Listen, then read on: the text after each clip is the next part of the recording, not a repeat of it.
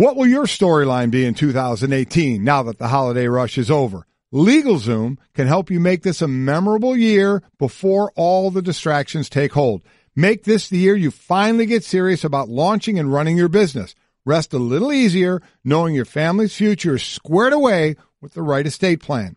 LegalZoom has been helping people like you take care of their dreams and responsibilities for more than 16 years. They're not a law firm, but they have the resources to keep you on the right path, including advice from their network of independent attorneys, all at your fingertips. Whether you want to take your business to the next level or take control of your family's future with an estate plan, LegalZoom plugs right into your life so you can take care of the things that matter most. Get off to a strong start in 2018 at LegalZoom.com today and get special savings when you enter Golic in the promo box at checkout. LegalZoom, where life meets legal. Attention shoppers, clean up on aisle 14. Clean up on aisle 14. Someone dropped a jar of pickles. Pickles. Kosher pickles. Beatboxing at a big box store. Surprising. What's not surprising? How much you could save by switching to Geico. A red minivan has the lights on in the parking lot. Geico. 15 minutes could save you 15% or more. Geico. Good Tuesday morning, everybody, and it is indeed a sweet home Alabama for the Crimson Tide. Welcome into Golic and Wingo. Glad you are here with us on ESPN Radio and ESPN2, presented by Progressive Insurance. All phone guests join us via the Shell Pennzoil Performance Line. Trey Wingo, Mike Golic here. Junior will join us in a little bit next hour from Georgia. He couldn't pull himself away from the game, and Mike, my God, what an unbelievable finish to the college football season. Listen, what do you say? I mean, the last few. I mean, a couple of years ago, you know, the high-scoring 45-40 Alabama win over Clemson last year. The last second 35-31 Clemson win over Alabama, and here an overtime game. How about Georgia? 2 games in a row. The Rose Bowl going double overtime, here having to go to overtime in a game. I mean, listen, there's so much to dissect and talk about here of different areas to keep it all kind of, you know, in line. Let's give Georgia credit from the beginning. You know, it's a 60-minute game for a reason, but they were controlling this game. I mean, this was their game. They were in control, but they weren't really pulling away score-wise to the point where you're like, uh-oh, you know, Alabama is in real trouble here. You still thought, okay, they're controlling that Alabama offense isn't really getting untracked at all. It can't get anything going, but they're still only a play or two away from being back in this game. I have to admit, in the third quarter, when I saw Georgia go up 20-7, I thought, uh-oh, right, this could be trouble here. But then as we get into the magical switch of the quarterback to a true freshman. I mean, you got one true freshman for Georgia who had started all year, and we couldn't say better things about, and deservedly so, because Jake Fromm had been playing well, to another freshman who has not taken a meaningful snap all year. And Nick Saban basically said, here you go, son. You came a long way from Hawaii. Go out and get us back in this ball game. And that is what everybody is talking about. Brought to you by ADT. Considering home security, consider this. For 140 years, ADT has stopped more crime than any other home security company. Visit ADT to learn more, ADT.com. Look, the move to Tua Tagovailoa to start the second half would have been the thing that people would have crucified Nick Saban for had it not worked. But it worked out in spades. And the for lack of a better term, you know, you can say the onions, the intestinal fortitude to make that change. And yes, Nick Saban has as much bank, cachet, you know, goodwill stored up as anybody you can possibly think about in college football. But to make that move and to see that kid play the way he did, that was remarkable. And let's be honest about something here. The kid that he replaced, Jalen Hurts, all he had done is go 25-2 as a starter, and it led this team to back-to-back national championship games. So for him to say, and he was clearly struggling in the first half, Hurts was 3 of 8, I think, for 21 yards. Right. But for him to say, you know what, I think in this moment, in this stage, with all the bright lights on you, with everything on the line, that, yeah, I think you're the guy, and for him to respond to it the way he did, absolutely remarkable. There had been whispers all year that Tua, and that's basically what everybody calls him, just because Tagovailoa. Yeah, and Tagovailoa. Everybody, doesn't. We'll go with Tua. Try and pronounce the last name, so they call him Tua. There were, whispers, talk. It had been talked about that he was a better thrower than Jalen Hurts, and watch out for this kid. Next spring, there could be a quarterback competition, to which everybody is saying, "Wait a minute, Jalen Hurts is 25-2 as a starter, leads them to the national champion, or they lose it last year, and they're in the championship this year. This kid he's an excellent leader, even though younger players, an excellent leader on this team. But we all know the issue. What do you say if you're going to beat Alabama? What do you got to do? You got to make him throw the ball. Make him throw the ball. Make Jalen Hurts have to throw it, because you saw when he ran the ball, he can run pretty darn well. Absolutely. But if he has to throw the ball, that could be some issues. And you mentioned the numbers. He had 3 of 8, 21 yards, 62 as total QBR from 24 plays. Total yards for the offense while Hurts was in there was 94 yards, 3.9 yards per play of his 24 plays. So this offense wasn't doing anything. But to take a guy, I don't know what's more amazing about it, is to take a guy who's 25-2 and has found a way to be 25-2. Absolutely. Has not been a great passer, but has run this offense for those last couple of years and been the man on that offense, at least, getting everything squared away, even though they have obviously other studs on that team. I don't know what's more amazing is you pull him and you go to a guy who hasn't done anything this year, anything in a meaningful game, because they didn't need him to. He hasn't done anything.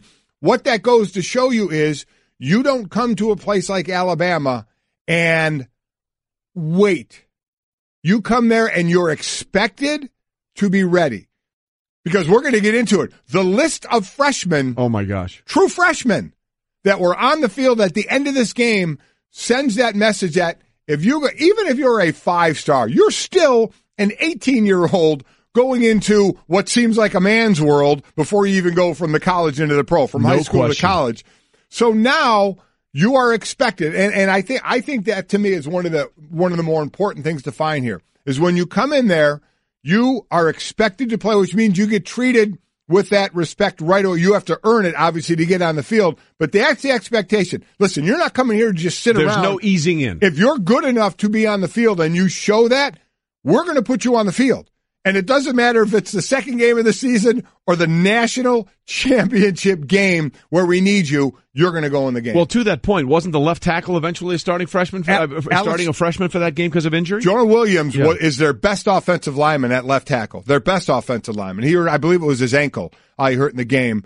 And in comes Alex Leatherwood, a guy I saw up close and personal at the Under Armour All-America game just last spring. Unbelievable. I mean, and the dude looked like he could walk onto a college campus at that point. He had that look. But that's the guy coming off the bench at the most important position, left tackle. And Williams had given up a couple of sacks in that game. And in comes a true freshman at left tackle to go along with a couple of wide receivers and a running back and a quarterback. So that, to me, there are really those two things, is to say, Jalen, you've done a lot for this team, but you know what? Pulling you. Yeah, I'm pulling you. And I'm going to a guy. And it really isn't a secret that Tua can throw the ball better. Now, he's a freshman. You saw him running all over the place with his pants are on fire at times out there like a freshman. But, man, he can throw a dart when he has to. And he did. Well, absolutely. And we have a stat for you that we'll show you a little bit later, which will just blow your mind when you talk about how loaded Alabama is. I thought Kirk Herbstreit made a really great point along those lines about being ready to play.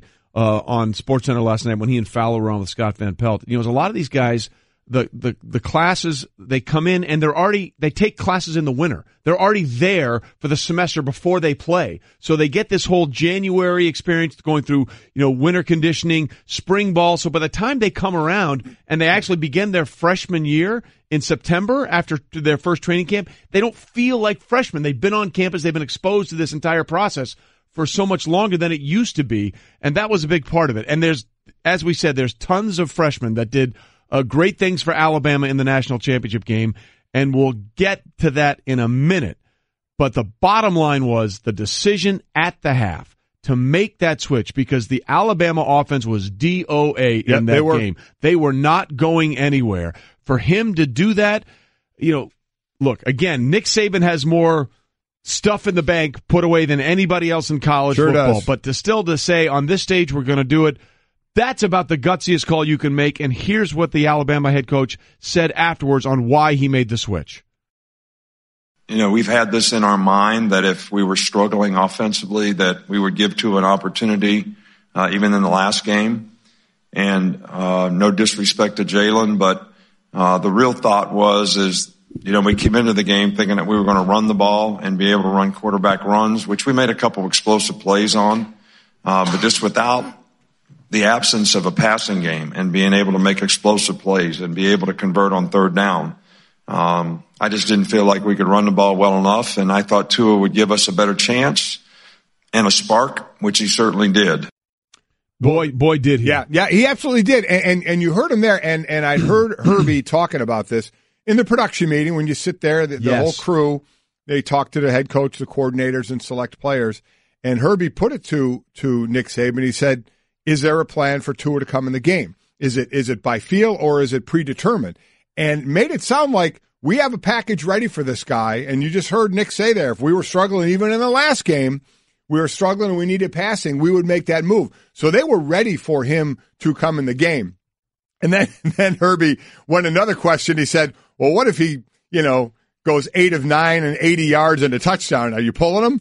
And Nick Saban, they said that's when Nick Saban got to be Nick Saban. Uncomfortable, I believe was the word. He folded his arms, he leaned back, it got a little uncomfortable in there, and he said, I got a lot on my mind to not be worrying about hypotheticals right now. But the bottom line is they had a package ready for Tua to come in the game, even for the last game, because of the way he can throw the ball. And listen, Jalen Hurts did Jalen Hurts things with his legs. 6 carries, 54 yards. Now, most of them were on one run of 47 yards, but that's what you wait for with a guy like Jalen Hurts, is when he gets that big run like that.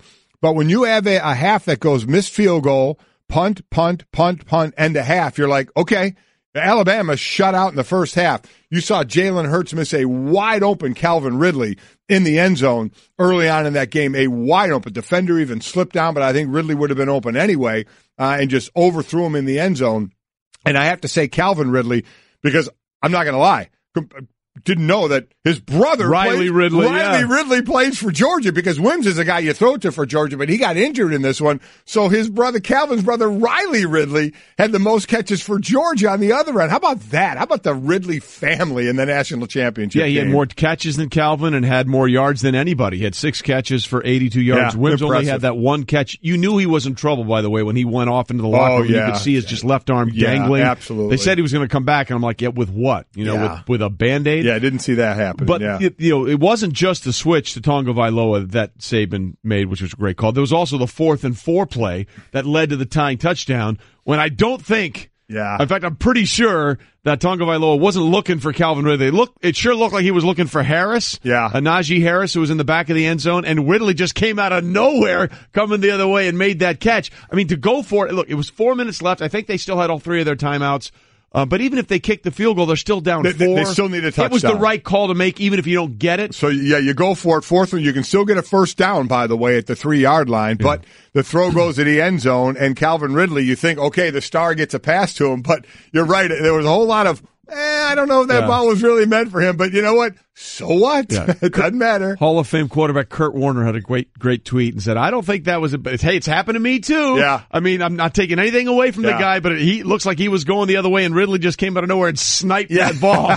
Good for you. Good for Alabama. Bottom line, worked. It's a touchdown. That is exactly right. Golic and Wingo, presented by Progressive Insurance. Drivers who switch to Progressive can save an average of $620. $620. 620 clams. 620 simoleons. So you should do that. But then there was the game-winning play in overtime. Well, first, even before that, I mean, I thought the game was done 6 seconds ago, and Andy Pappanastis is lining up. He missed it first field goal. Looks like a lot of my drives on the first tee when pressure's on the line. A 36-yarder. This is anything. I mean, they set him up perfectly. They even brought Jalen Hurts back in with 6 seconds to go. The ball was on the right hash to take the snap and run it to the middle of the field. So basically, what happens is, where does your kicker like to kick the ball from? Okay, we have the ability to put it right where you want to kick it from. And that's exactly what they did. 36-yarder. perfect snap, perfect hold, and unfortunately, the kicker just absolutely snap hooked that thing. Yeah, you felt for the kid. Oh, you never want to see a college kicker miss something like that. I mean, that was tough. And he had missed one earlier. You know, he actually made it, and there was a penalty. They pushed him back 5 yards, and he missed the second one. Right. That was tough. But I tell you what, man, I just channeled my inner John Gruden. There you go. I tell you what, man, I like that kid. He's awesome. Perhaps the most impressive play Tua made in the entire game, and he made a ton of them, was the game-winning throw. Yeah. Against the defense that Georgia was giving it was a cover 2 look. Yeah. Which means there were 2 safeties on the field. Each had one half of the field. And the way he looked the safety off was impressive. It not only caught my eye and your eye, it also caught the eye of Joey Galloway, one of our great college football analysts who played in the NFL for a lot of years and was begging for quarterbacks to do for many, many of those seasons what this 18-year-old did in the national championship game. You know how long I begged quarterbacks to read a cover 2 safety and realize he was not getting off the hash and throw the football because he can't get there? Right. I begged 26 quarterbacks I played with in the NFL, and they refused. Because when you see cover 2, supposedly the deep strike down the sideline is gone. It's taken away because the corner reroutes your receiver, and then the safety is on the hash, and he's wide, and he's going to make the play. So this young quarterback not only delivers the ball, but reads it. And when he's talking to Maria, he said, I saw the 2 deep safety. Now, generally, you see the 2 deep safety, you get off of the street. Yep. He not only saw it, and then had to come and say, look, I see it. That safety's not over. I'm going to throw the ball. I mean, to do that in that moment at that age, I mean, okay, let's put it in some sort of perspective. At 18 years old, with everything on the line, this kid in the national championship game has the presence of mind to do that. What was your greatest accomplishment as an 18-year-old? Nowhere near that. Mine was getting to a 10 o'clock class. Yeah. Not an 8 o'clock class, a 10 o'clock class on time. Plus, even back that up, the play before that, he took a horrible sack. Yep. A sack so bad that Saban said after the game, Tua wouldn't have been able to make that throw if I had gotten to him after he took that sack. Yeah. I mean, that's just a sack you can't take. But he's an 18-year-old throwing in the second half, and the expectation is, though, you have a job to do. You got to do your job. You don't take a sack in that that situation to where it's now 2nd and 26 to go to a cover 2 where that play's really not supposed to be there. You know, Joey Galloway just broke it down perfectly. Is that the corner reroute you, and the safety in that case was Dominic Sanders. He gets looked to the hash, and Tua said he saw it and knew it, and he did a good job of looking. Didn't stare down his receiver, just looked and saw where he was going to go and went. It was very impressive, especially coming off that sack. As I said, there are times, boy, the interception he threw. It was a running play, and all the receivers were blocking. Yeah. All the receivers were blocking, and he threw a ball, and it was picked off. So he made freshman, but you expect that. That's why you don't expect a freshman to have not played any meaningful plays during a season, not be inserted into the national championship game in the second half. So, I mean, we'll have all day, obviously, to talk about this all show, because we're going to look at it from the Georgia side as well. Because absolutely. Let's be honest, they had this game early on, but you look at just what went on to them in the game before that. We all thought Oklahoma, this game was over in the Rose Bowl, and Georgia comes back, and beats them in 2 overtimes to get to this game. But I tell you, the legend that does live on, you got to give it up for Rodrigo Blankenship. Kid knocks a talk about sacks in overtime. Fromm got sacked as well. They end up kicking a 51-yarder. If you kneel down 3 times in overtime, it's a 42-yard field goal. Yep. So you lost yards in overtime to make it a 51-yarder, and Blankenship absolutely knocked it through to give him that 3-point lead. And then think about the momentum switch. Blankenship knocks a 51-yard field goal in the overtime. They're up by 3. The first play for Alabama is a 16-yard sack. This kid's running around like a chicken with his head cut off and gets sacked, and you're like, okay, now you got a true freshman at 2nd 26 in overtime of the national championship game. Hey, no problem. Look at the safety, stare him down, let my guy go, and just dump it right over the top. To another freshman, by the way. Another freshman in Devonta Smith. Another true freshman in at the biggest time of the game. Well, first of all, the legend of Rodrigo Blankenship continues to grow. Let's be clear about that. That was impressive. But the idea that Nick Saban has won his 6th national championship, 5 in the last 9 years in Alabama and 1 in the BCS era at LSU. The 6 tie the most during the Pole era, which goes back to the 1930s with someone Bama's familiar with, Bear Bryant. Yeah. That's the company we're in with Nick Saban. And he did it this way. If you think that Nick Saban's run at Alabama is in any way maybe peaking, get over yourself. Because they won that game with a freshman leading them in passing yards, a freshman leading them in rushing yards, and thanks to that one catch for 41 yards, Devontae Smith, a freshman leading them in receiving yards. You may be sick and tired of Alabama's dominance. You might want to just get used to it for a while because they're not going anywhere for a long time with the way he's got them reloaded. The guests we have for you today, coming up in a little bit, we'll talk to Greg McElroy, former Alabama quarterback, works for us on the SEC Network. I'm sure his mind was blown by what he saw from Tua in the second half. Junior, who, of course, couldn't be here this morning, whatever dude, will join us in the 7 o'clock hour to talk about what he saw. He was hanging out with Kendrick Lamar and everybody last night. Jason Fitz were doing their Twitter thing, and then I know he was on the sideline for the game, so he was up close and personal. Yep. Kirk Herbstreit will join us in the 8 o'clock hour. Joey Galloway will be with us as well. Keyshawn Johnson will join us. Keyshawn's former coach and now our former colleague John Gruden will be officially announced today as the Raiders head coach a little later on. And we'll have Louis Riddick, our front office insider, in studio with us in the 9 o'clock hour. So we have lots to get to, including a guy who knows a thing or two about what it takes to be a quarterback at Alabama and what it takes to win a national championship for Alabama. Hey everyone, Mike Golic here. Support for the Golic Wingo podcast comes from our friends at Rocket Mortgage by Quicken Loans. Chances are you're confident when it comes to your work, your hobbies, your life. Rocket Mortgage gives you that same level of confidence when it comes to buying a home or refinancing your existing home loan. Rocket Mortgage is simple, allowing you to fully understand all the details and be confident you're getting the right mortgage for you. To get started, go to rocketmortgage.com/Mikes. Equal housing lender, licensed in all 50 states, NMLS, consumeraccess.org number 3030. Golic and Wingo with you on a Tuesday morning after the national championship game in college football presented by Progressive Insurance. All phone guests join us on the Shell Pennzoil Performance Line. And I'll tell you what, Tua Tagovailoa certainly came out of the cage last night. No doubt about it. And SEC Network analyst Greg McElroy now joins us on the Shell Pennzoil Performance Line, taking synthetic motor oil performance to a whole new level. Make the switch to Pennzoil Synthetics today. And Greg, that's the perfect read because they made the switch to Tua Tagovailoa at the half, and boy, that paid off. When you saw Tagovailoa take the field, meaning that Nick Saban, a guy you played for, has decided to make this switch to a freshman who is going to be 20 in March. He's actually 19, not 18. And that he was going to give him the keys to the kingdom on the biggest stage. What was the first thing that went through your mind? This poor kid and his poor parents, right? It's like, you throw him out there. I feel like it was almost, for any normal person, it would be just beyond all comprehension.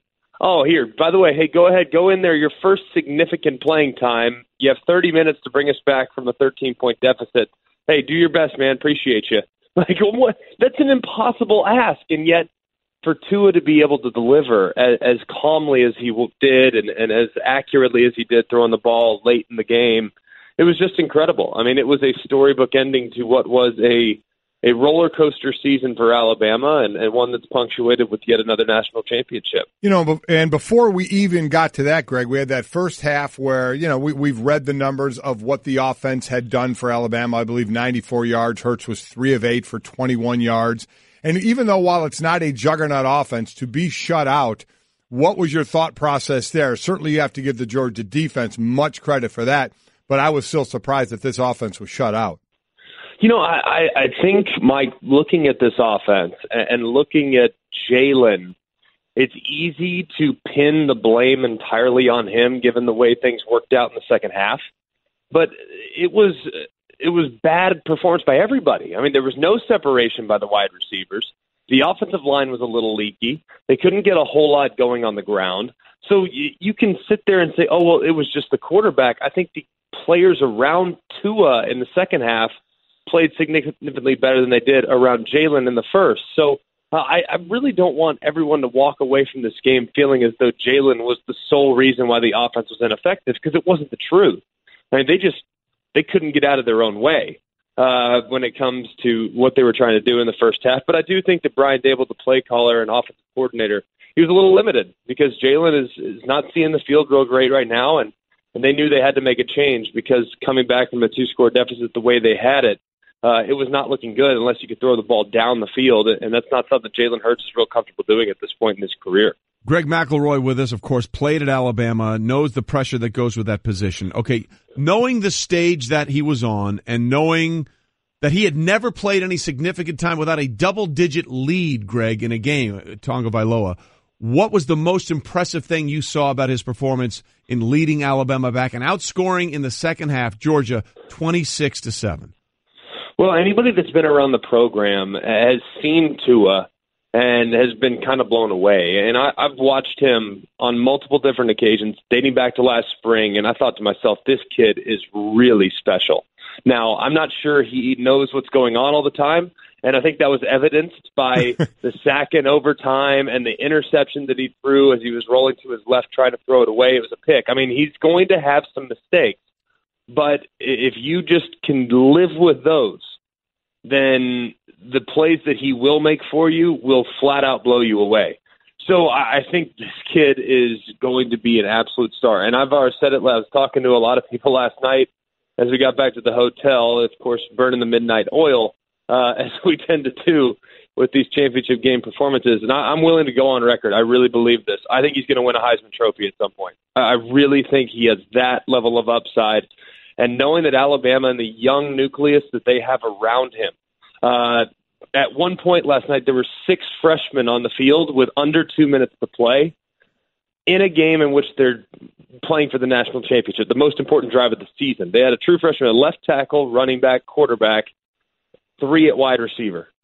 Truly incredible. And I think that this young nucleus is really going to grow together, and it's going to be to a show moving forward. I mean, you just can't put him back on the bench after a performance like that. I kind of liken it to when Cardale Jones got the first nod in the 2015 season over J.T. Barrett because of how well he played down the stretch. That's going to be a similar case, I would assume, to what we're going to see at Alabama. And that young group and that young core is going to be very good for quite some time. Yeah, some of those fresh you mentioned, Tua, Devonta Smith, who caught the touchdown, Najee Harris, the running back, Henry Ruggs, the third, one of the wide receivers, Alex Leatherwood, the tackle that you're talking about who filled in for Jonah Williams, who got hurt in that game.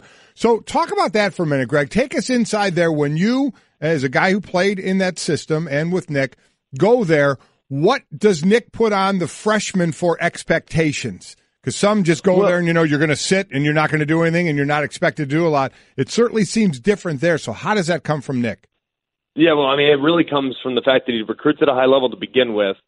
So when the guys get on campus, and most of which are going to enroll early, several of which have NFL aspirations, they want to start that clock, Mike. They want to get things going, and when they get to that 3-year period, they're gone.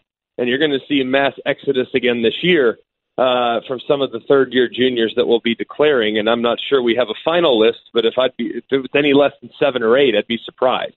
It's just guys come in not expecting to redshirt. Guys come in expecting to play, and Nick Saban plays them. He doesn't redshirt hardly anybody. On that team last night, there were 18 true freshmen that contributed at some point over the course of the season. There were three fifth-year seniors on the entire team, which is pretty amazing. One of which actually proposed, Bradley Bozeman. Yeah, we saw that. Congratulations. Congratulations to him. He's an old man relative to the rest of his teammates because he is one of the 3 fifth-year seniors. But it's amazing how much they put on the freshmen nowadays. But freshmen aren't the same anymore, man. Mike, I remember when I was playing, it's like, man, if a true freshman was out there, something was either wrong, you had injuries, or you were extremely thin. Freshmen don't have those expectations anymore. They have expectations of coming in, high school football and college football. The offenses that you see at the high school level, they're awfully similar to the ones that are being run at the college level. So I don't think the gap and the leap is as wide as it once was. But still, to see them perform with such poise on such a big setting is remarkable. And I think Nick Saban would even tell you, yeah, he has high hopes for those guys and their future, and he believes that they have a ton of talent. But you don't really know what you're going to get until you roll the ball out there. Hey, go have a day, young fella. I mean, so I guess when the red light goes on and the bright lights are on, and obviously you have a crazy setting in a national championship environment, it's tough to expect anything else from these guys to go out and try to put their best foot forward. But man, even their parents probably wouldn't have expected such an incredible outcome. Well, it was absolutely remarkable. Greg McElroy's with us, SEC network analyst, and obviously played college football at Nick Saban at Alabama. And we've talked a lot here about Tua and the way he was able to respond. But, Greg, I don't think Tua plays that well if Jalen Hurts doesn't respond the way he did to being benched. It was remarkable. It was an incredible show of handling, obviously, what would have been a major disappointment for him in the exact right way. When Tua took the field for the first time, who was there right next to him getting him ready? It was Hurts. Every time that he was on the sidelines, who was there talking to him? It was Jalen Hurts, who a lot of people concede is the alpha male in that locker room that led that team to 2 straight national championships.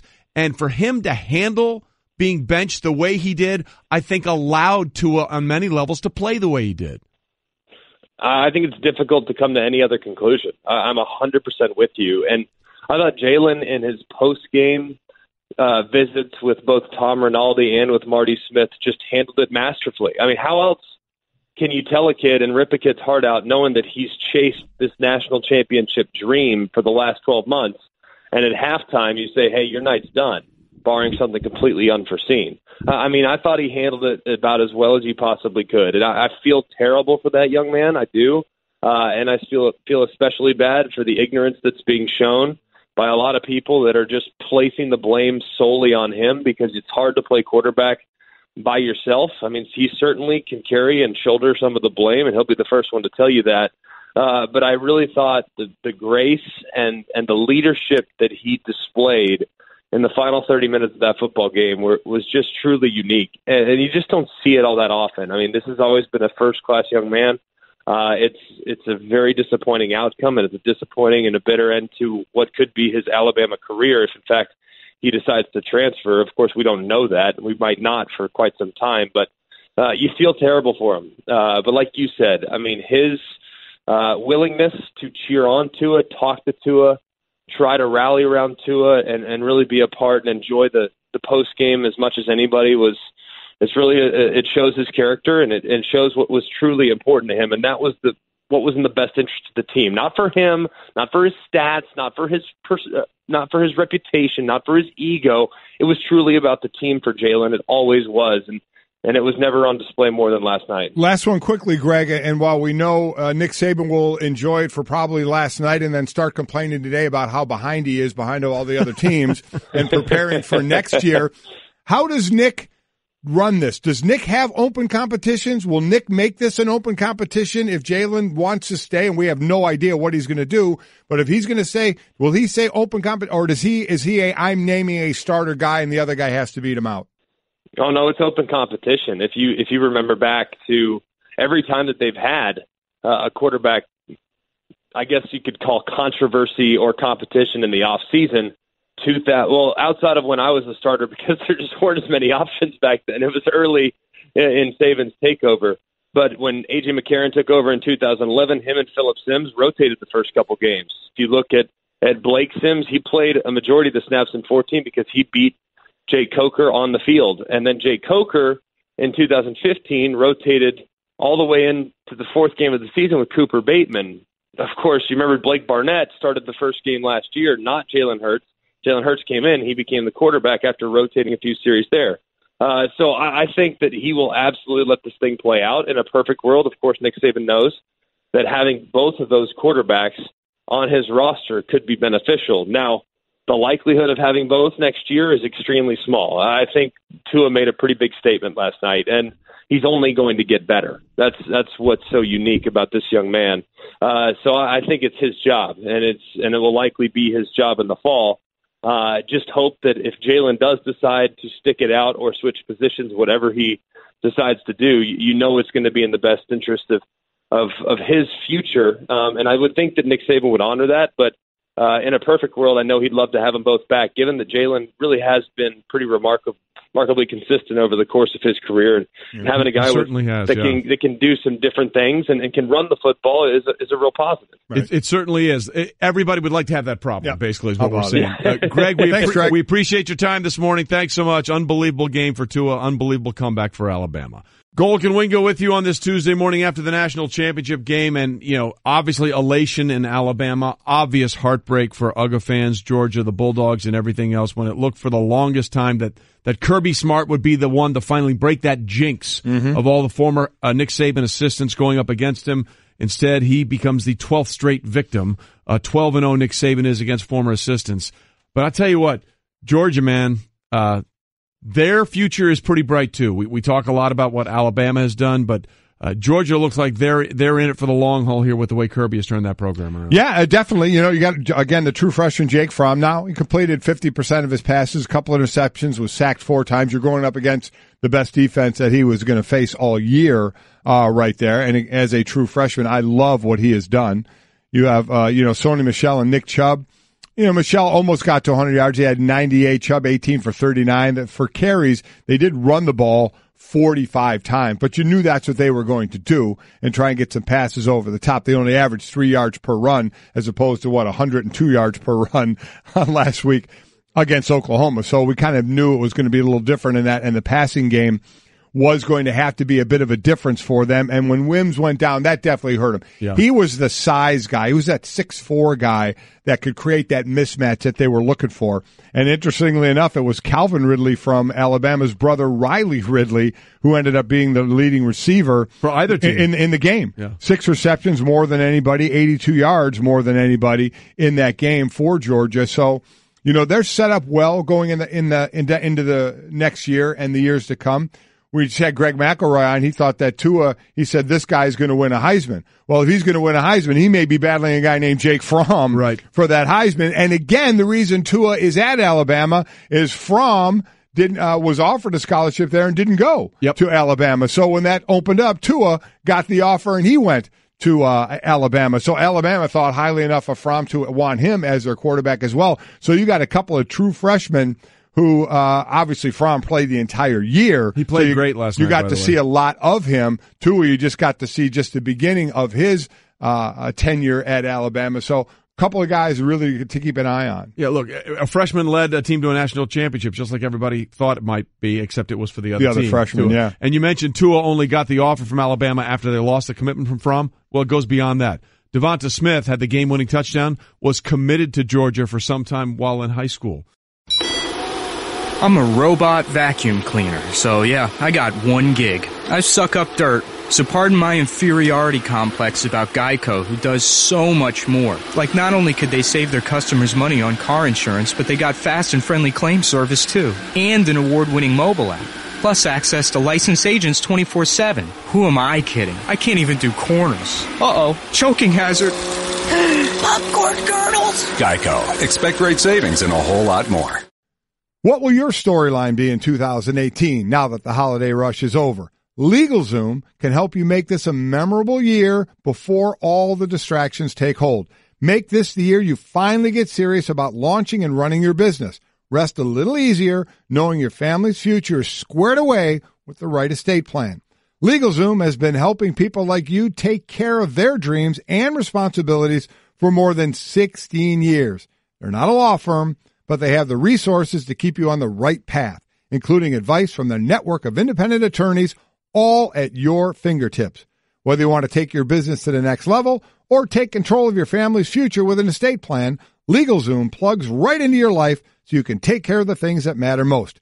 Get off to a strong start in 2018 at LegalZoom.com today and get special savings when you enter Golic in the promo box at checkout. LegalZoom, where life meets legal.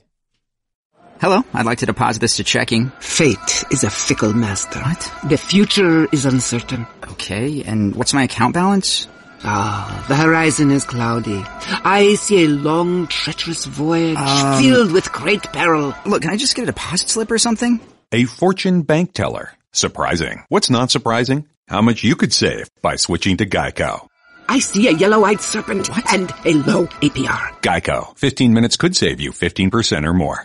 Glad you're with us on this Tuesday morning. Golic and Wingo on ESPN Radio and ESPN2, presented by Progressive Insurance. Phone guest joining us via the Shell Pennzoil Performance Line. And I believe it's 7 o'clock on the East Coast right about now. If you're an Alabama fan, you're probably still up, wandering around the streets somewhere, having a really good time about the way things ended for the Crimson Tide on Monday night. And if you're a Georgia fan, you've probably been asleep for a while and won't be crawling out of that warm, cozy place that you're in for a while because of what almost happened. You know, the Georgia fans had a heck of a lot to cheer about, certainly early on in that game. I mean, what their defense was doing. This is the first half possessions for Alabama. Missed field goal, punt, end of half. I mean, so not good.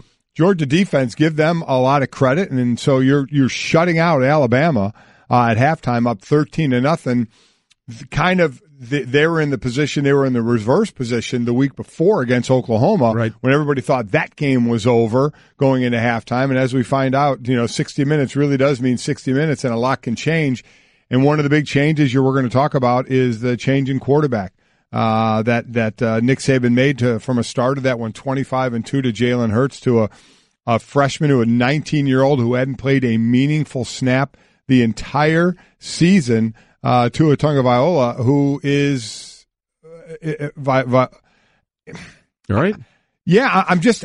Seemed like you got stuck. Oh no! Do you think it's going to be amazing to me? I haven't seen a guy going 25-2.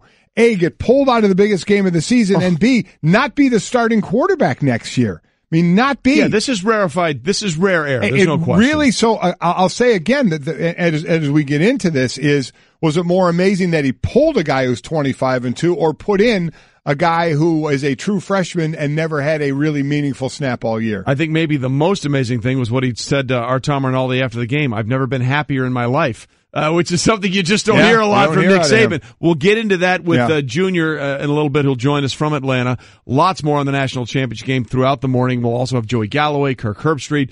They'll be joining in throughout the morning to talk about it. But let's start this hour, as we tend to do most hours, with... It's time for... Off the Top. Whether you like it or not, it's just beginning. With Golic and Wingo.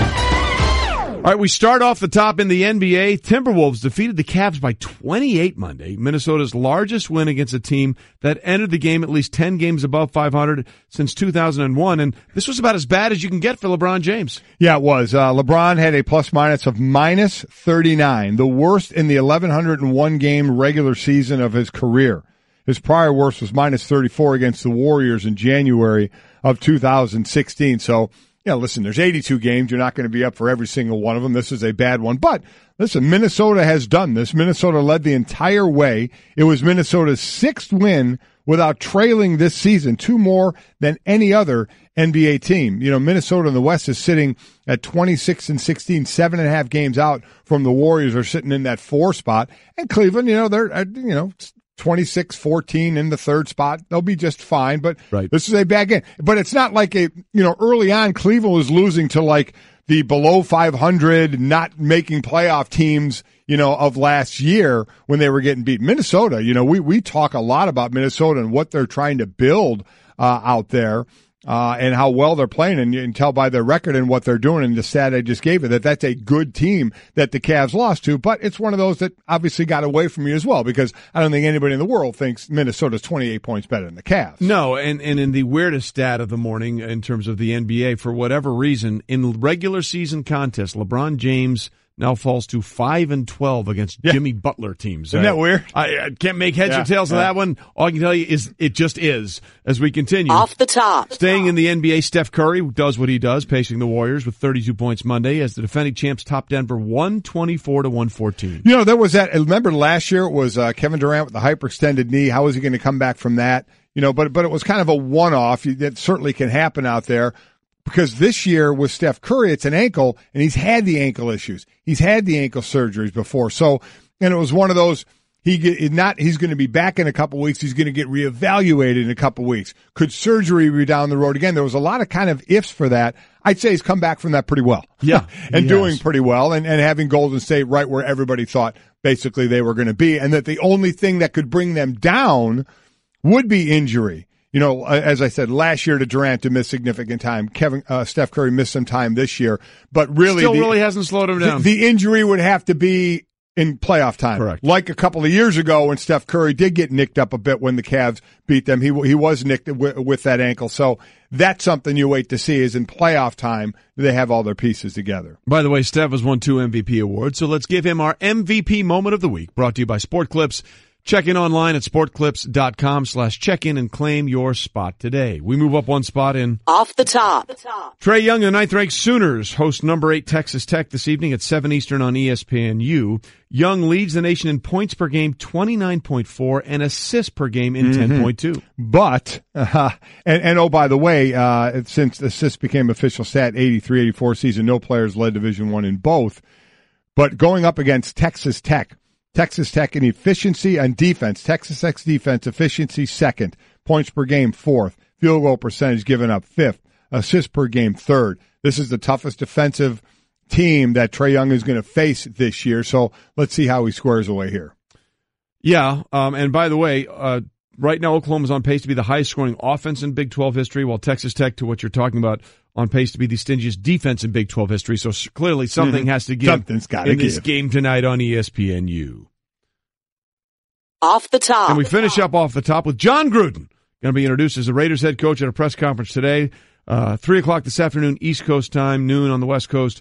Gruden's rehiring marks a 16-season gap between Raiders coaching stints. Yeah, again, not between the last time he coached, just between coaching Raiders, the Raiders. And this was one of those, obviously it came up every year when we would have him on, his name would pop up. And at a point you start to wonder, okay, is it too long for you to go back? We thought that maybe about Herm Edwards, who ends up going after 9 years, goes back and coaches again, is coaching Arizona State, and now Gruden.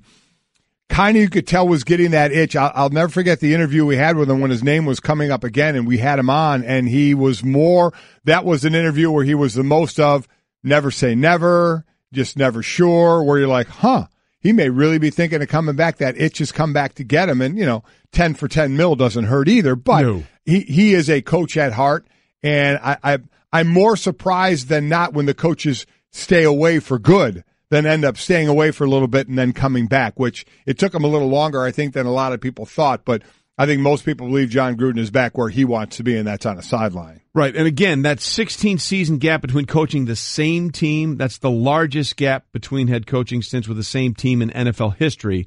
That, according to the Elias Sports Bureau. The other one that's closest, I think, is when Joe Gibbs left Washington and then came back in the early 2000s to do that. I was in St. Louis working for a local station there when Dick Vermeil came back and took over the Rams in 96 or 97. I think it was 97. But that had, he was with the Eagles before, so that was a longer time frame or close to the same time frame, but those were two different teams. And let's add to it, congratulations, to the Bears. They have a coach as well, right? Matt Nagy, who the offensive coordinator for the Kansas City Chiefs, a 39-year-old. So you got a youngster being that head coach, an offensive-minded head coach to work with the young quarterback in Mitch Trubisky. And by the way, he's a guy who had a deep dive at Trubisky because the Chiefs last year, when they were looking at the quarterbacks, looked at Trubisky as well as Patrick Mahomes, whom they settled on taking and moving up in the first round to get. Quarterback from Delaware years ago. How about that? Uh-huh. The Mud Hens. The Blue Hens. Blue Hens. The Mud Hens would be a minor league. The Mud Hens Toledo Mud Hens? That was Klinger in MASH. That was the team he followed. Yeah, the Toledo Mud Hens. That's exactly right. Yeah. Oh, we said that at the How same about time. that, huh? We should have our own show. Okay. All right, we continue on Golic and Wingo, ESPN Radio and ESPN2. You mentioned the youngsters. Let's bring in our youngster, relatively. The youngin'. Your progeny. Mike Golic Jr. joins us from Atlanta. Mike, I see you saying this on Twitter all the time. So last night, were you living your best life? I was living my best life to an extent. Tua Tagovailoa grossly outclassed me in the living of his best life category. That guy is going to be able to work off that one in Tuscaloosa for a while. Mike, you were there on the sideline in the stadium. If you're on the field, was there any buzz of that happening? I mean, was this completely out of the blue when we saw Tua take the field? How did that go down? Yeah, we had kind of gone into the game knowing that this was a possibility. This goes back all the way to the semifinal game where Jalen Hurts had been sick during the week, so you had heard Tua Tagovailoa had taken more of the first-team snaps than normal because of that. There was a real possibility of seeing him there. And then going into tonight, you had heard rumblings that maybe there were some, some packages or a chance to get him in the game. And then you just saw the way that Jalen Hurts struggled in the first half. Alabama was able to get basically nothing going on offense. And it seemed to be the right time to do this. But that being said, making a quarterback change for the first time all season and going into the second half of the national championship game is something that really only Nick Saban's going to have the gall to pull off. Well, and the cachet built up to pull off. There's no question about that. Speaking of pulling something off, I have a question for you. We were all in Atlanta yesterday doing shows and doing all the kinds of stuff. Your dad and I had to hump it back here to do this show. How did you get out of doing your show this morning and stay down there and party like you're 28 or something? Well, listen, when you factor in travel to and from the stadium, I mean, Ray and I probably weren't back to the hotel till, 1:30, almost 2 o'clock in the morning after the game had taken place. And so the idea of turning around and doing the show in about 2 hours after that wasn't one that I think anyone at work thought was in their best interest. They're already worried enough about me going off the cuff, doing that basically off no sleep, coming off of the euphoria of the end of that game was probably going to get everyone fired. Oh, get out of here. You're 28. Come on, suck it up. You can pull those all-nighters. Get out of here, Junior, with that weak sauce. That's ridiculous. That's ridiculous. I'm filing an official protest. It sounded good, though. I just really didn't want to work. I think it sounds good as well. And you notice that was Trey ripping you, not your father. So, Exactly. Who do you think I learned it from? Oh, there you go. Attaboy. That's my boy. So in this, last week we talked about Oklahoma, we figured that game was over going at halftime, and then, boy, the adjustments that were made, and Georgia comes back in the second half, wins it in double overtime. Here, Georgia's up 13-0, 20-7 at one point early on in the third quarter, and the rest of after that touchdown in the third quarter, interception, punt, end of the half, and then they go into overtime. What did you see that was different out of them, if anything, or adjustments from Alabama, if anything, that changed at that halftime? Yeah, it really felt eerily similar to what we saw where Oklahoma stopped doing what had worked for them in the first half of that game. For Oklahoma, it was tempo, and for Georgia, it was actually allowing Jake Fromm to be a part of the game plan. They gave him one chance to win the game down the stretch of that, where he threw a ball out in the flat to Swift that was, grossly airmailed at that point. But really, beside that, we had seen a ton of the Wild Dog, their version of the Wildcat that netted them a touchdown early in the game, but later on just seemed to be playing a little bit scared. Jake Fromm had some great throws in drop back, but mostly he makes a living working off that run-pass option, and I thought there was just a decidedly fewer opportunities of that in the second half, and without stressing the edges for Alabama, without moving them back off the ball, they were able to finally just load up in the box, try and stop some of that run game, and then maybe mix in a timely pass breakup here or there. Alabama, a top 10 team in disruptions on the season, so think sacks, pass breakups, interceptions, all that stuff. They're used to jawing the ball loose in situations like that, and I just thought Georgia stopped taking chances in their offense, even the calculated ones that in the first half had netted them a lot of really impressive chunk plays in the passing game, which we know even coming off the semifinal action wasn't the way that they had normally wanted to get down. Well, no, Fromm I thought played really well. There was one throw I think on the drive, the possession they had before what we thought might have been the game-winning field goal in overtime, where on 3rd and 8 it looked like he rushed that throw, right? And it just seemed like at that moment he didn't play with the same natural sort of relaxed motion that he was playing with in his passes the entire game. But I want to go back to Tua for a second, because everybody's talking about, the touchdown to Ridley and the touchdown to win the game to Devontae Smith. I really thought there was one play early in that second half that really sort of kept him going. It was that 3rd and 7 play on his first drive when they're down 13-0, and he rolls to the right, and he looks like for all the world that he's going to get sacked. There are 3 Georgia defenders around him, Junior, and somehow they all sort of bounce off each other. He runs for 7 or 8 yards, picks up the first down, and is able to get the first touchdown on the board for Alabama with a touchdown throw. And it certainly seemed like if that had gone sideways and they had made that sack and made it 4th and 17 or whatever it would have been, then you're thinking, well, maybe this might not work out. But for him to be able to do that, I really felt like that got his legs underneath him and sort of gave him the energy he needed to realize he could play at this level.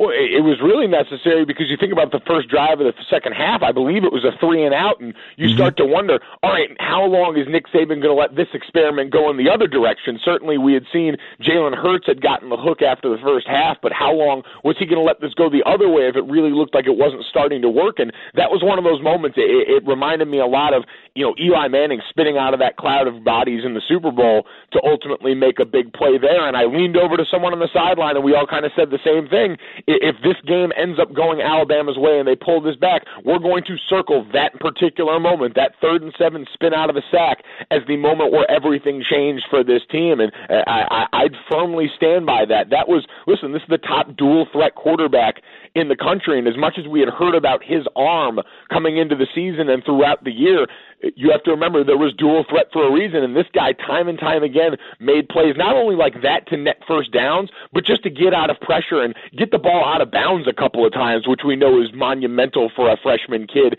and really displayed. I think part of the reason we talked about them bringing Jalen back, the first returning starter for Alabama since 2013, you've got a chance to return this kid, a live arm in Nick Saban's offense that you rarely get to see, married with some of that same run game ability that we saw down the stretch where it was lead QB runs down the road the rest of the game to really salt it away for them. And it has to be said continually, the reason that spot opened up for a scholarship for two at Alabama is because Jake Fromm turned his down at Alabama to go to Georgia. That's just amazing. These two guys will be battling for years to come. And Mike, take it from that side. Unfortunately, your one shot in the national title game ended the ways Georgia did, though theirs went to overtime. But a loss is a loss. So talk to it from their side of it. They had the lead in this game to kind of see that deflate to the loss and just going forward for this team and the pieces that they have. I can't imagine how sick that group is going to be for a long time. We were sitting down on the sideline, and I saw them wheel the confetti cannons out there, and because that loser confetti is the worst feeling I have ever managed to know outside of, losing a family or a loved one or something like that. It was horrific. And so to watch those guys go through that, especially on that last play in overtime, you get a sack, it's 2nd and 26, and then you're up there playing two-man, and the safety decides to leak over to the other side, and before you know it, everything is gone in the blink of an eye. So for this team, it can go one of two ways. And Nick Saban, actually, coming off last year's title loss, had probably the sentiment that I would hope Kirby Smart and this group could latch onto, which is don't waste the feeling. They took the feeling last year of losing that last minute play to Deshaun Watson in the title game and turned it around and brought it back to this season where they overcame so much. And for Georgia going into next year, where you'll have Jake Fromm, you'll have another 5-star quarterback on campus, you're still going to be able to keep a lot of these things going, and you've got the base of what could be the foundation for a really strong program going forward. You can't waste that feeling, because it can go the other way too, where you sulk and you let that feeling sort of pollute you in a negative sense going into next year, and there's a relapse. And so I think that's going to be a big thing, is how you use this to fuel you going forward and how long you let it affect you the way I know it can. There was a year after the game we played where I don't know if I went a day without thinking of it, and that wasn't always the good feeling in a positive sense. So Kirby Smart and their staff are going to have their work cut out for them, making sure these guys get their heads in the right space as soon as they get back for winter workouts. Junior with us on the phone, obviously doing first and last, and is with us the first hour every day here on Golic and Wingo, except when he's sloughing off and staying in Atlanta because he hung out with Kendrick Lamar last night. So listen, we'll go away from the field for a second. What'd you think of the halftime show, being in the blimp, et cetera, et cetera, et cetera, and who else you hung out with?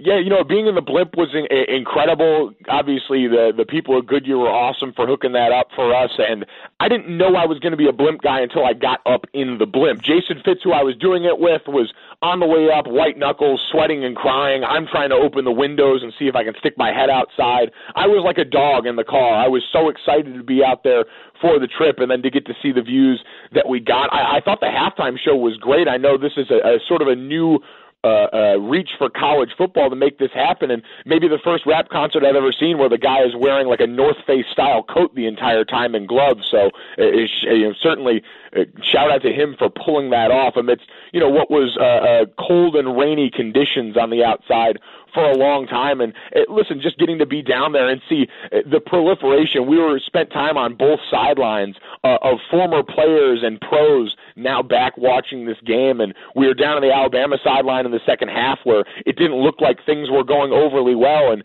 you saw guys like Derrick Henry and a lot of the former Tide players lined up over on that sideline looking a little uneasy about things, and one of the photographers still had, got them together to kind of take the group picture, the alumni picture, and I look over there and I see the reason they're all so upset is because they're wearing 2 or 3 rings each, so they're wondering how they're maybe going to lose back-to-back championships, or what probably would have to be the first time ever for Nick Saban or Alabama. So you saw those visual representations of the standard, and I got to meet Tom Rinaldi last night, which was nice, and I didn't cry, which was an important moment. Wait, you had never met Tom Rinaldi before? No, I never met Tom Rinaldi. So I find that unusual. Came up to him. There was, a lot of that mutual respect, guys, that comes with 2 really accomplished professionals in their field. So I know it was probably a big moment for Tom too. Yeah, we're going to see it another way. Who was the other one outside of Tom? Was there a third party there that you're not talking about? Yeah, Holly was down on the sideline too. Okay, I want to know, when you shake Tom's hand, does the sad music start to play behind it? It does, but you know what? I wanted to be cognizant because Tom's done a really good job of also building some of the humor into his routine lately. I didn't want to pigeonhole him as the really sad story guy, and so I kept it together. My lip only quivered a little bit. No, he was peeling onions at the time. That's why. All right, Junior, get a shower and a shave, and we'll see you back here. All right, safe travels, my man. All right, thanks, guys. See Talk you, to you later. Yeah, by the way, you're talking about Saban losing or rings. He's got one for the other thumb now. I mean, he's got 6. He's got 6. There are a couple of stats I'll save about this class. Oh my gosh. And the wins they had, and also, so we mentioned a little earlier, but for those that were with us, what one of the players did after the game that has major life implications more than just a national championship. And it involves a ring, by the way. We'll get into that a little bit later. Coming up, we'll go back to Atlanta and talk to Joey Galloway about the impact of Tua Tagovailoa and how he did something that no QB in Joey's 15 years in the NFL career could do, and this kid did it at 19. 19.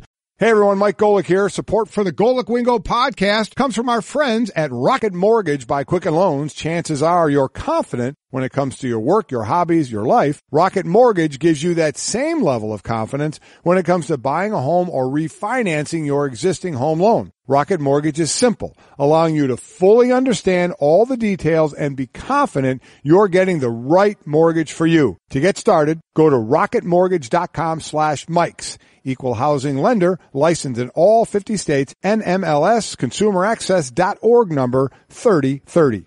Golic and Wingo with you on ESPN Radio and ESPN2, and the Doors and Tua Tagovailoa certainly lighting the fire of all the Alabama Crimson Tide faithful. What a performance off the bench.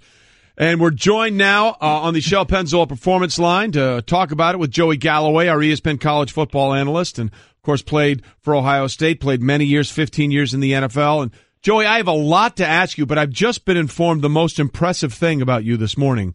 You have a tea time at 9 o'clock. Yeah, I do. And your good friend Booger was supposed to be playing, but I don't know what happened. He called the Pinstripe Bowl. It was cold outside, and I seriously think that he will no longer leave his house if it's below 65 degrees. So he's tapped out. He can't go because it's too cold. Marshmallow soft. Yeah, Marshmallow soft. By the way, what is the temperature going to be in Atlanta at 9 a.m.? Let's see. I just checked, and it was right around 40 right now. And that's respect. Respect, Joey. I have massive respect for you, and obviously everybody in Alabama has massive respect for Tua Tagovailoa and what he was able to do coming off the bench in the second half as a freshman and leading them to 26 points in the second half and overtime. And your analysis of the game-winning throw, I thought, was spot on. We played it earlier in the show. For those that were with us, explain what was most impressive to you about the 41-yard game-winning throw from Tua to Devonta Smith. When I looked at the play originally, I thought, okay, Georgia was playing man-to-man, and the corner just got lost and couldn't keep up. And then once I saw it again, I realized they were playing cover 2. I mean, it was 2nd and 26. They're playing cover 2, so there's a safety on the hash, and the corner's supposed to reroute the receiver. Safety's supposed to be able to get over the top and stop the deep ball. You don't see quarterbacks throw a deep ball into cover 2. And Tua looks out here, sees the safety. He has an interview with Maria Taylor after the game, and he clearly says the safety's on the hash. Sees the safety on the hash, keeps him there, and decides to throw the deep ball and throws it on the money for a touchdown. You just don't see quarterbacks do that. That is a next-level throw for a quarterback, and especially for a freshman quarterback in that moment. Were you surprised? I mean, we know and we have heard that there may be packages for Tua, even going to last week in the semifinal game, depending on what they needed and how Jalen was throwing. But all that said, were you still surprised when he came into the game in the third quarter? I was so surprised, and I was at Alabama's spring game on the field, earlier this year when Tua was throwing the ball, and people were talking about, this young kid could come in and start. And I'm thinking, there's no way. Jalen Hurts took him to the championship game. He was just a freshman at the time. There's no way this young guy's coming in to take his spot. And then I started to hear a few weeks back that Jalen Hurts would be on a short leash, and that, they would not go through another game like they did last season against Clemson where, they couldn't throw the ball. There were some throws that just weren't getting done in the pass game. And so I didn't believe it until Jalen Hurts went, I believe, 3 for 8 in the first half. And they said, let's go. We haven't put a point on the board. Let's make a move. And once again, Nick Saban looks like a genius.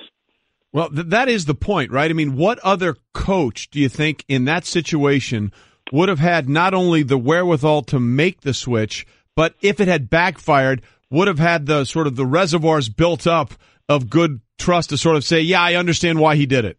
I guess you make an excellent point. If it doesn't go right, Nick Saban's still the greatest college football coach of all time. Right?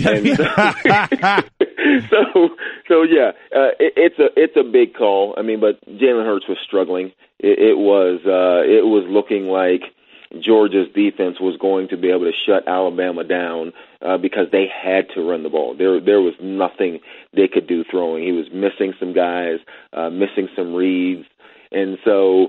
When they come out in the second half, and I was, switching from one set to the next set, and I'm catching the TV as I walk by, and I look up and I see Tua in the game, and I'm like, this is amazing. This is truly amazing that Coach Saban just said, look, let's go for it, because this is it. This is our only chance. Let's take it. As far as from the Georgia side of it, Georgia found themselves in the opposite position they were last week. When they were down, everybody thought Oklahoma was going to run them out of the stadium. They come back and win. Here, they're up 13-zip and then 20-7 early in the third quarter. What, in your mind, went wrong for them, or maybe would it be more right for Alabama or more wrong for Georgia? Well, Georgia, first off, they started the game with 7 straight passes. I don't like that idea, but they did it. And then they started running the ball, and they run it for 94 yards in the first half. So this is the Alabama team that only gives up 91 yards per game. And so in the locker room, that Alabama's coming out and they're saying, you're not going to run the ball on us. That's just not going to happen. You're not going to run it. And so once Georgia goes from averaging 7 yards in the first half per carry down to 2.4, I believe, in the second half, now you're playing Alabama's football. Now you're playing what they are designed to make you do, which is stop your run and make you beat us with their second best thing, which is Jake Fromm throwing the ball, which he played pretty good in the first half. But, we all know that when you're playing quarterback and you have the ability to run the football, it makes it a lot easier to throw the football. And so Alabama comes up. They're putting their guys in the box. They're going to be physical. And once they did that, once they came downhill and made Georgia go to the pass, things get a little bit hairy then, because now Nick Saban starts to mix up his coverages, starts to mix up his blitzes, starts to mix up his looks. And you're asking a young quarterback to beat Nick Saban at his game. And look, it almost happened. But speaking of young quarterbacks, Joey Galloway with us, our college football analyst, and obviously played in the NFL, wide receiver for 15 years.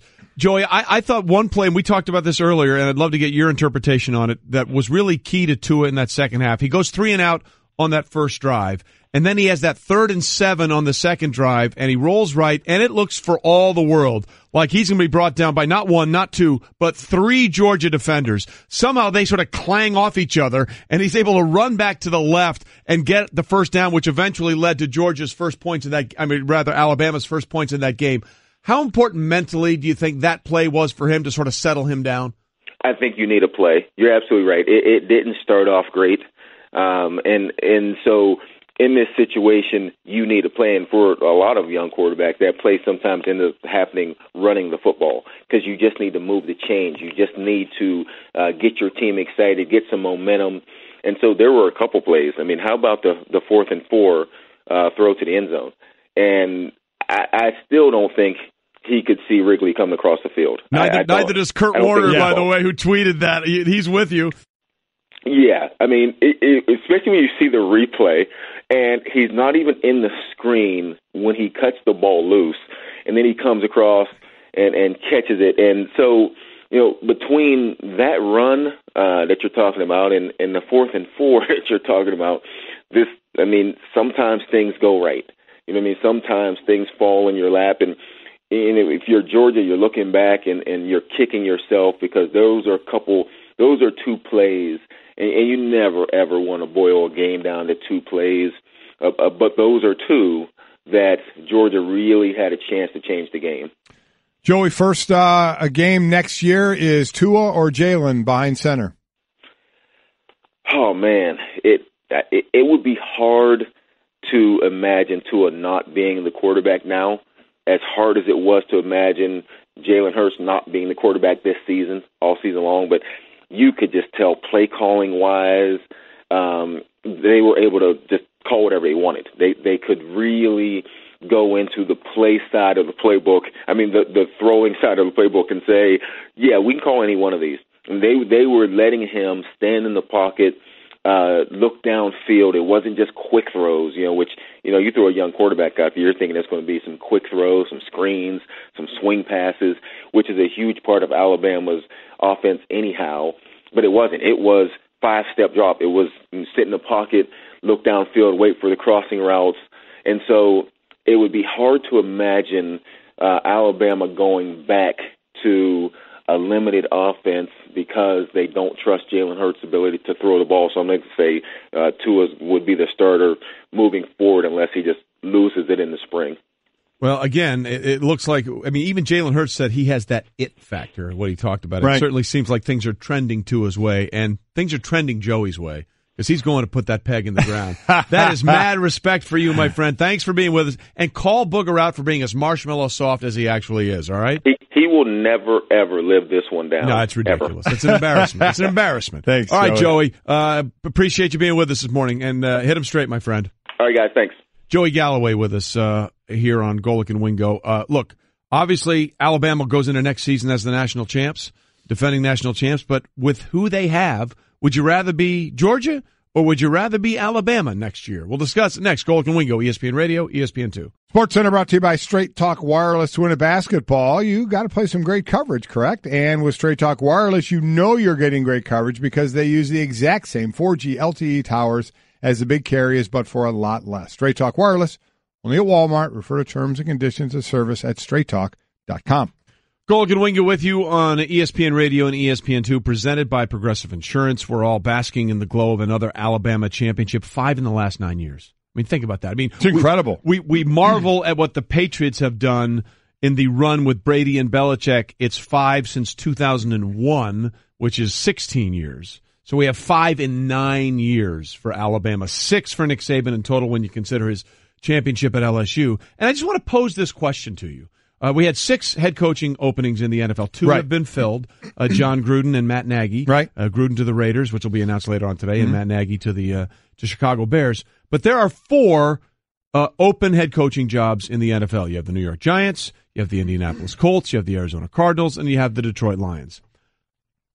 Would you not, if you are one of those 4 teams, at least make a phone call to Tuscaloosa to see if there's any way you might be able to pry Nick Saban back into having another opportunity to coach in the NFL? Obviously, it didn't work out in Miami. The premise being, What else do you have to prove at the college level? Oh, you don't. I mean, for him to go, and I've said it about free agent players and or coaches that want to make a move, everybody's in a different situation. Yes. You're a young coach that's using another school as a stepping stone to go to bigger school. You're a young player looking for money. You're an older player looking for a ring. So there's always different reasons or different driving forces for you. For Nick Saban to go back to the NFL, what would the driving force be? Success, right? Yes. Because he didn't have the success when he went there. And a lot of it, quite as he even said, if we pass Drew Brees on the physical and take him in Miami, he goes, I may still be coaching in the NFL. Correct. Which could be very correct. But it didn't go well for him there in Miami. So that would be the reason to go back. But if you're one of those teams, the first thing you better be ready to do, it's just like if you're going to sign Kirk Cousins, it starts at $100 million. This starts at $11 million. Yeah. Making $11 million at Alabama. So you're going to bring him onto a pro team. You know you're going to bring him to kind of run everything. So it's going to be at least $11 million for you. We just all went nuts on, oh my God, they gave Gruden 10 years at $10 million, and more power to him for that. Now, I don't know if Nick gets a 10-year deal because he's a lot older. We can get 66. the ages. I think he's 66 and Gruden's 54. I think Gruden's 55. So yeah. Talking a decade or so older, so he's not going to get that length, but you're going to spend that money. And so does a team want to spend that money? That's number one. You have to go in knowing that. And then if you are, is it worth making the call? Sure. Yeah. I don't think there's any way on God's green earth he's going back to the NFL. Yeah, I don't think he will either.